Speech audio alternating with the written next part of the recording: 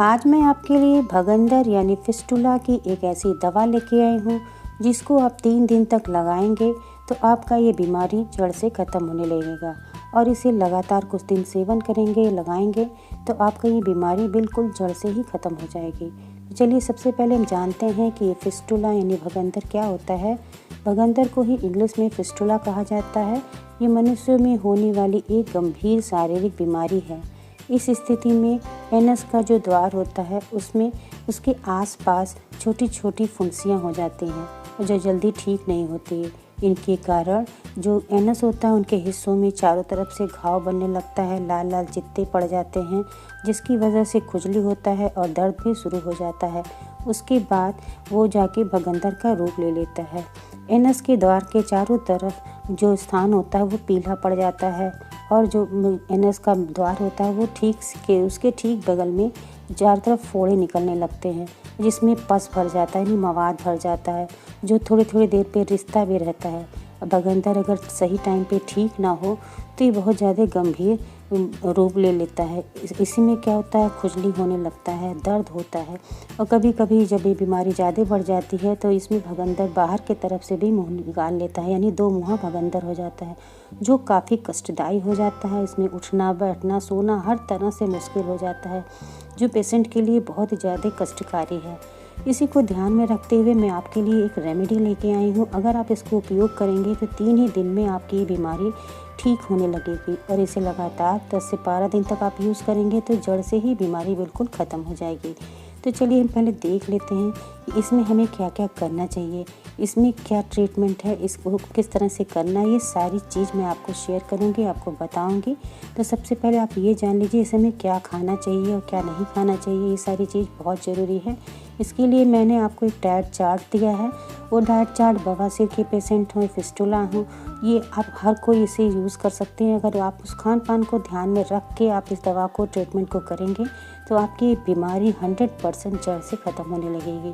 मैं आपको वो डाइट चार्ट डिस्क्रिप्शन बॉक्स में दे दूँगी और मैंने एक वीडियो और भी बनाया है कि हमें क्या क्या ध्यान देना चाहिए खाने पीने का, उसे भी आप ज़रूर देखिएगा।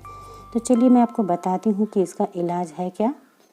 इससे पहले मैं छोटी सी रिक्वेस्ट करना चाहती हूँ कि अगर आप मेरे चैनल पर पहली बार आए हैं तो प्लीज़ चैनल को सब्सक्राइब जरूर कर दीजिए और बगल में बेल का आइकन है, इसको दबा के नोटिफिकेशन को ऑन कर लीजिए जिससे कोई भी नया वीडियो लाएँ तो उसका अपडेट आपको तुरंत मिल जाए। Hello, I am Shashi. तो चलिए मैं आपको बताती हूँ कि वो दवा क्या है।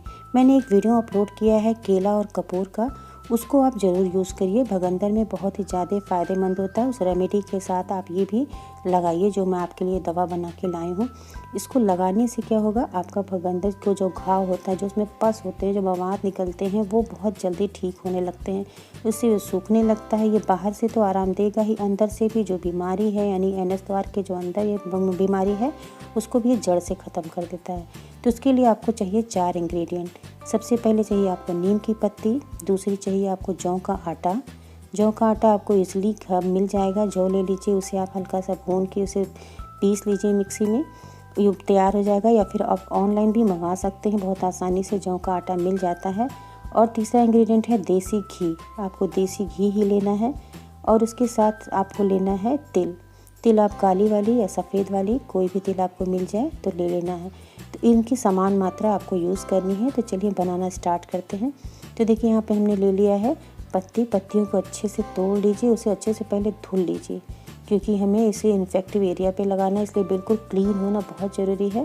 तो इसमें जो स्टिक होती है इसमें से आप इसको पहले निकाल लीजिए। जो पीली वाली पत्तियाँ उसे नहीं यूज़ करिए, फ्रेश पत्तियों को यूज़ करिए। उसको अच्छे से वॉश करके धुल करके आप तैयार कर लीजिए। तो पत्तियाँ आप इस तरह से देखिए यहाँ पे तैयार कर सकते हैं, 1 कप के हिसाब से है। तो पत्तियाँ आप चाहे जितना लीजिए। नीम की पत्ती एंटीसेप्टिक होता है, ये घावों को भरता है। और साथ साथ यहाँ पे देखिए हम ले लिए हैं देसी घी। देसी घी ये भी जमा हुआ है, अगर इसे मेल्ट करेंगे तो 3 छोटे चम्मच के करीब होगा। यहाँ पे तिल, काला तिल हम यूज़ कर रहे हैं। आपको अगर काला तिल मिलता है तो इसे यूज़ करिए, नहीं सफ़ेद तिल भी यूज़ कर सकते हैं। ये जौ का आटा है, ये घर में ही इसको पीस के तैयार किया गया है। जौ को अच्छा सा हल्का सा ड्राई रोस्ट करके मिक्सी के जार में पीस लीजिए, तैयार हो जाएगा। तो देखिए चलिए बनाते हैं। तो एक मिक्सी का जार लेंगे, उसमें सबसे पहले डाल देंगे नीम की पत्ती। नीम की पत्ती हम डाल दे रहे हैं, उसी के साथ समान मात्रा में सब लेना है तो आप इसको उसी के हिसाब से लीजिए। नीम की पत्ती आप बढ़ा भी सकते हैं क्योंकि एंटीसेप्टिक है, इसका कोई भी आपको साइड इफ़ेक्ट नहीं है, ना ही नुकसान करेगा आपको। तो नीम की पत्ती ले लिए, इसमें हम डाल देंगे 4 से 5 चम्मच डाल दीजिए पानी, क्योंकि इसमें मैं 3-4 चम्मच पहले डाला था, ये ड्राई लग रहा था तो हमने फिर से इसमें 3 से 4 चम्मच डाला है, क्योंकि हमें इसे बिल्कुल पेस्ट की तरह तैयार करना है। ये एक ऑइंटमेंट बन रहा है, ये दवा जिसे हम लगाना है हमको बगंदर पे। तो इसको देखिए, अब यहाँ पे हम काला तिल डाल दे रहे हैं। ये बहुत ही बढ़िया सी रेमेडी है, ये आयुर्वेद में इसका व्याख्यान है बहुत बढ़िया, कि अगर आप इसे लगातार यूज़ करेंगे 3 ही दिन में आपको इसका इफेक्ट दिख जाएगा। और फिर इसे आप लगातार 10 से 15 दिन आप लगाएंगे तो आप देखेंगे कि बीमारी आपकी बिल्कुल जड़ से ख़त्म हो जाएगी। तो यहाँ पे देखिए 4 चम्मच के करीब ये था तिल, इसको हम ले लिए। छोटे चम्मच से देखिए सब मेज़र कर रहे हैं। आप एक बार बना लीजिए, 2 से 3 दिन यूज़ हो, फिर आप इसे बना के रखिए, फ्रेश ही बनाइए। तो तिल और ये जो हम नीम का पत्ता लिए इसको पीस लेते हैं। तो पीस के बिल्कुल देखिए क्रीमी टेक्सचर में बनना चाहिए, जैसे चटनी बनाते हैं बिल्कुल उसी तरह से। तो आप उसको खोल के देख लीजिएगा, नहीं पिसता तो पानी इस तरह से ऐड कर लीजिएगा। ये देखिए पीस के तैयार हो गया है। अब इसे हम निकाल लेते हैं बाउल में, और फिर हम और भी इंग्रेडिएंट ऐड करते हैं। हम आपको बताएंगे इसको कैसे लगाना है और क्या करना है, इसके परहेज़ क्या क्या है, ये सब कुछ हम आपको बताएंगे। हमने पहले से ही डाइट चार्ट दे दिया है, उसे फिस्टुला के पेशेंट हैं या भगंदर के पेशेंट हैं या फिर आप बवासीर के पेशेंट हैं, फिशर है, आप उस सब में सारे ये डाइट चार्ट सब में एक जैसे ही यूज़ होते हैं। आप उसे यूज़ करिए। और परहेज़ सबसे ज़्यादा ज़रूरी है। अगर कॉन्स्टिपेशन नहीं रहेगा तो ये बीमारी आपको बिल्कुल जड़ से ख़त्म होने लगेगी। तो सबसे ज़्यादा ज़रूरी है खाने पीने का आप ध्यान ज़रूर दीजिए। तो देखिए यहाँ पे हम इसको निकाल ले रहे हैं, इस पेस्ट को जो हमारा बन के तैयार हुआ है। तो ये पेस्ट आप इसको 2 बार में 3 बार में एक बार बनाइए और रख लीजिए। इसको 2 से 3 बार इसे यूज़ करिए, दिन में कम से कम 2 बार इसे यूज़ करिए। तो देखिए इसको हमने निकाल लिया। और जो अब देसी घी है, देसी घी थोड़ा सा हल्का मेल्ट हो चुका है, इसे आप चाहिए तो मेल्ट करा के इसमें डालिए, नाप के 3 से 4 चम्मच, जितना हमने लिया था तिल उतना ही इसको भी लेना है। तो ये देखिए मेल्ट हो गया है। तो अब हल्का हल्का मेल्ट है, इसे इसमें डालेंगे तो मिक्स हो जाएगा। आप इसे गला के भी डाल सकते हैं, चम्मच से नाप के 4 चम्मच ले लीजिए। ये देखिए इस तरह से इसको मिक्स कर दे रहे हैं अच्छे से, तो प्रॉपर्ली मिक्स हो जाना चाहिए। तो आपको लेना है बिल्कुल देसी घी ही यूज़ करिएगा। अगर गाय की मिल जाए घी तो बहुत ही बढ़िया है। तो ये देखिए इस तरह से मिक्स कर दिए, तो बढ़िया प्रॉपर्ली। अब इसमें जौ का आटा हम डाल देंगे 4 चम्मच, जैसे हमने सारी चीज़ बराबर मात्रा में लेना है। इसको डालेंगे, अगर ये थोड़ा सा ड्राई लगेगा, सूखा लगेगा, तो आप इसमें थोड़ा सा पानी डाल के बिल्कुल पेस्ट की तरह इसको बनाना है। तो इसको डाल देंगे, पूरा 4 चम्मच के करीब ही है, इसको नाप के हमने लिया था। छोटे चम्मच से देखिए सारा हमने मेज़र किया है, बस ये ले लिया। अब इसको मिक्स करेंगे। अगर ये सूखा लगेगा तो इसमें पानी थोड़ा सा ऐड करके बिल्कुल इसे पेस्ट की तरह तैयार करना है, जैसे क्रीम लगाते हैं बिल्कुल उसी तरह से ये क्रीम बन रहा है। क्योंकि बगंदर में जो मवाद हो जाता है, घाव हो जाता है, उसको ये बहुत जल्दी सुखाता है। क्योंकि ये चारों इंग्रेडिएंट स्पेशली बगंदर के लिए ही बने हुए हैं। उसके घाव में जो पस होता है, जब मवाद आता है, जो इन्फेक्शन हो जाता है, उसको ये बिल्कुल दूर कर देता है, सुखा देता है। बाहर से तो ठीक कर ही देगा, अंदर से भी धीरे धीरे इसके इफ़ेक्ट से जितने भी इन्फेक्शन है वो सब पूरे ख़त्म हो जाएंगे और आपका बगंदर बिल्कुल ठीक हो जाएगा। बस खान पीन का आप ध्यान दीजिए, कॉन्स्टिपेशन बिल्कुल मत होने दीजिए। आप उस डाइट चार्ट को ज़रूर देखिए, उसके साथ फॉलो करिए। उसके साथ एक वीडियो हमने और भी दिया है, और साथ साथ केला और कपूर की रेमेडी भी दी है, उसे भी आप फॉलो साथ साथ करते रहिए। बस ये 3-4 चीज़ आप ध्यान में रखिए और इसको आप लगाइए, फिर आप देखिए किस तरह से बीमारी जड़ से बिल्कुल ख़त्म हो जाती है। ये कोई ऐसे हम नहीं बता रहे हैं, इसको हमने स्पेशली इसके बारे में पढ़ा है, इसको रिसर्च किया है, कई लोगों को इसको देखा है, उसके बाद मैं आपके साथ इसे शेयर कर रही हूँ। कई लोगों को बहुत ही ज़्यादा इसका इफ़ेक्ट हुआ है, उनका इसका रिज़ल्ट भी 100% मिला है। आप भी इसे पूरे विश्वास के साथ इसे करिए, और परहेज़ सबसे ज़्यादा ज़रूरी है। ये देखिए बन गया हमारा क्रीम, आपने देखा, इसे अच्छे से मिक्स कर दिया, थोड़ा सा पानी मिलाया, बिल्कुल ये पेस्ट के जैसा तैयार हो गया। बस ऐसे ही तैयार करना है। अब आपको इसको कैसे यूज़ करना है देख लीजिए। आप इसे कोई ले लीजिए कॉटन का कपड़ा ही चाहिए, या फिर जो एडल्ट पैंट आते हैं आप उसे भी यूज़ कर सकते हैं। उसको भी, उस पर भी इसको रख के आप इसे पहन सकते हैं। जहाँ भी इन्फेक्टिव एरिया है उस पर आप इसे अच्छे से लगा दीजिए, जिससे जो घाव है प्रॉपर्ली इस पेस्ट से कवर हो जाने चाहिए। जो फुंसी फोड़े हैं उसको अच्छे से आपको कवर कर लेना है। तो इसको इस तरह से हाथ की हेल्प से अच्छे से कपड़े पे फैला लीजिए। तो ये आपको अंदाज़ होगा कितना इसको लगाना है।